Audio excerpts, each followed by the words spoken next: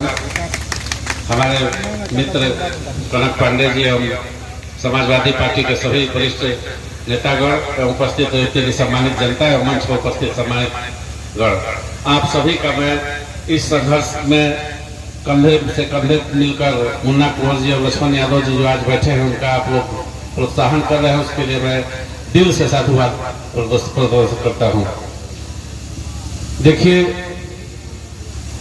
यह संघर्ष अब जवान हो चुका है और अब निश्चित ही प्रशासन को इस पर अब ध्यान देना पड़ेगा।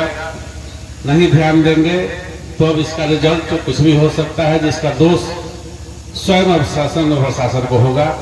यह बात मैं पत्रकार साथियों का भी यहाँ स्वागत करते हुए आग्रह करता हूं कि बात तक पहुंचाने का कार्य कीजिए, क्योंकि रामचंद्र जी जैसे धैर्यशील आदमी का भी धैर्य टूटने के बाद उन्होंने कहा था लक्ष्मण जी से कि अब धैर्य खत्म हो गया है, अब धनुष बाण अब उठाया जाए। तो अब ऐसा ही कुछ यहाँ माहौल बन रहा है और शासन से उम्मीद किया जा रहा है कि मैं अपने साथी कनक पांडे को जानता हूँ, जिद्दी स्वभाव के आदमी हैं, धैर्य से बने हुए हैं और कब इनका धैर्य टूट जाएगा कोई ठीक नहीं है। और जरवाने धमकाने से काम नहीं चलेगा, आप लोग इनसे पूर्व परिचित हैं। कुछ तो है कि हस्ती मिटती नहीं कनक तुम्हारी, और कनक पाने की हस्ती यहाँ लगी हुई है उनके साथ समाजवादी पार्टी। और यहाँ पर अब तो दलीय बंधन टूट चुका है, यहाँ तो दिल का बंधन आ गया है। सारे लोग, सारे पार्टी, सारे हर वर्ग यहाँ व्यापारी, किसान, नेता एक साथ लग गए हैं। चूंकि हमारे सांसद जी को कहीं जाना है, बहुत हम लोग फिर आएंगे, कभी आपस में बातचीत करते रहेंगे। इन्हीं शब्दों के साथ पुनः एक बार मैं अपने संघर्षी साथियों के साथ कदम से कदम मिलाकर, सर पर कफन बांधकर जहां सोना हो, जहां चलना हो, चलने के लिए तैयार हैं। जय हिंद, जय भारत। लक्ष्मण पांडे जी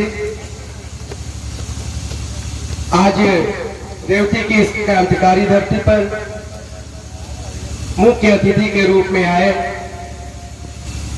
बहुत बहुत धन्यवाद देना चाहता हूं लोकप्रिय सांसद राजीव राय जी को और उनकी पूरी सत्ता की टीम को, जिन्होंने हमारे इस संघर्ष की लड़ाई में आकर हमको मजबूत बनाने का काम किया है और यह बताने का काम किया है कि ये आपकी लड़ाई नहीं है, ये आम जन की लड़ाई है। और इस आम जन की लड़ाई में हमारा पूरा समाजवादी टीम आपके साथ है। साथियों, मैं आपसे बता दूं, मंच सार्वजनिक है। सभी लोगों सभी पार्टी के नेता जिनको यह महसूस होता है कि ये लड़ाई आम जनता की लड़ाई है, निश्चित रूप से उनका सहयोग हम लोगों को मिला है। मैं इसके लिए सारे लोगों को मैं धन्यवाद देता हूं। मैं आपसे अपील करता हूं कि प्रदेश में भी और केंद्र में भी आप लोग विपक्ष के रूप में, एक मजबूत विपक्ष के रूप में आप लोग खड़े हैं। अगर हम लोगों की आवाज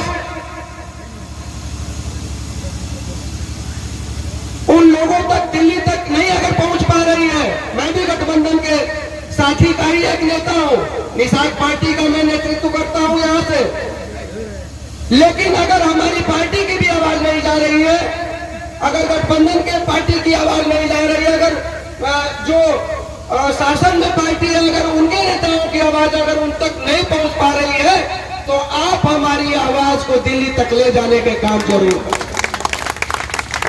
हमें उन सारे लोगों का सहयोग चाहिए जो हमारी आवाज को दिल्ली तक लेके जाएं और हमारे इस रेवती रेलवे स्टेशन को बहाल कराने में हमारा सहयोग करें। उन सारे लोगों का मैं हृदय से आभार व्यक्त करता हूं। सांसद जी, यह रेलवे स्टेशन हम लोगों के गौरव का प्रतीक है, हम लोगों के मान सम्मान का प्रतीक है, हम लोगों के पूर्वजों का धरोहर है रेवती रेलवे स्टेशन। हम इसके सम्मान के लिए कुछ भी करने के लिए तैयार है। सारे दल, सारे पार्टी, किसी पार्टी का भेद हम लोगों के पास नहीं है। हम लोग किसी के पास भी जाना पड़े तो जाएंगे। इस स्टेशन को बचाने के लिए किसी हद तक, अगर किसी हद तक जाना पड़े तो हम लोग जाएंगे, लेकिन इसको बचाना है सांसद जी। इसलिए हमारी आवाज को आप जहां तक पहुंचा सके मजबूती से पहुंचाने का काम करें। मैं रेवती के सरजमी पे आपका जब तक जीऊंगा, जब तक मेरे शरीर में प्राण होगा, तब तक हम लोग एक बार जरूर ये कहते रहेंगे कि हमारे नेता, हमारे सांसद, लोकप्रिय नेता जो आए थे घोसी से, हम लोगों की आवाज को पहुंचाए और हम लोगों के स्टेशन को बहाल कराने में हम लोगों की मदद की। ये जातिगत दलगत कोई लड़ाई है ही नहीं, ये हमारे मान की लड़ाई है, सम्मान की लड़ाई है।